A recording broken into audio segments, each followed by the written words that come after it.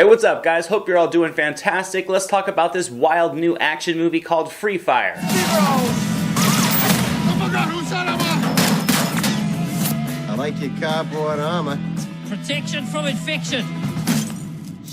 Free Fire is directed by Ben Wheatley, who also directed a very interesting film called High Rise, one that I really enjoyed, so I was really curious about what he was going to do in this genre. This film also has a very good cast, headlined by Brie Larson, Armie, Sharlto Copley, Cillian Muprhy, and Jack Rayner. The premise to this story is extremely simple. It's the late 70s, two gangs rendezvous at a warehouse out in Boston. They're there for an arms deal, and basically the shit hits the fan, and the night turns into a fight for survival for all those inside, with basically bullets flying in all directions. Now, I was excited for this movie. I only watched one short trailer for it, but the snippet that it showed, it looked like it was going to be a wildly adventurous, very claustrophobic action movie with heavy doses of witty humor, and that was exactly what it delivered. And I had such a great time watching this movie. Now, is the story perfect? No, it isn't, but it was very simple. It's more than enough to set the groundwork for the plot, and it was really the perfect vehicle to just allow these eccentric and just diverse cast of personalities carry the load, something it was very successful in accomplishing.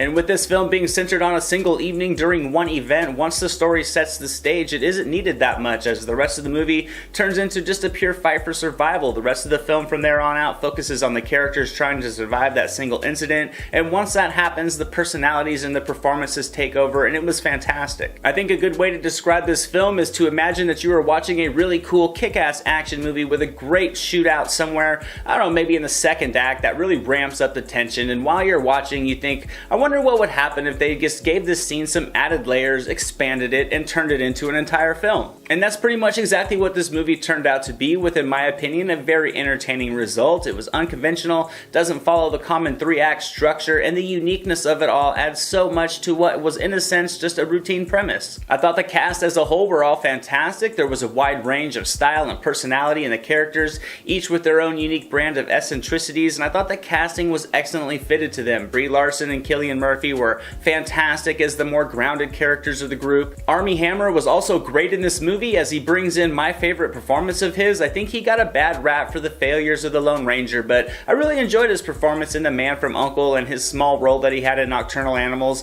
and I think he is underrated because he shines comically and with the action in this movie, and overall he was a great addition. But the true star of this film, though, without question to me, was Sharlto Copley. He was perfect for this role, and once again he brings just a wildly entertaining performance that far exceeds the already great material that he was working with. And to their credit, Ben Wheatley and Amy Jump collaborated to write a great script. The dialogue was well tailored to the cast members, the comedy was natural, simple, and clever all at the same time, and it was very effective in generating just solid laughs amid all the gunplay. This is just a great example of how an action comedy can be great and doesn't need to always have that traditional buddy cop or duo formula. I also thought the action was very well shot for having only a single location. Ben Wheatley does a great job of framing up the shots with a lot of variety to keep things mixed up. The story also uses the entire warehouse to its advantage, and by the time the third act comes around, the entire place is one horrifically awesome playground. Now, the pace does slow down a little bit late in the second act, but it was really only for a minor time before things ramp right back up again, and overall, this was a swift movie that entertained me from start to finish, and I'm gonna give Free Fire an A. This was just a fun movie overall. It was gratuitous violence done great, with subtly hilarious and comical scenarios splashed in, and I looked into this movie and it looks what has like a budget of around only $10 million, so you have to be impressed with the final results, and if you like gritty, violent action movies with effective humor, then Free Fire is definitely worth a watch. And that's my review of Free Fire, guys. I hope you enjoyed it. Let me know if you're interested in checking this film out down in the comments below. As always, I definitely appreciate you watching. I'm Anthony, this is the SilverScreen Analysis, and I'll see you at the movies.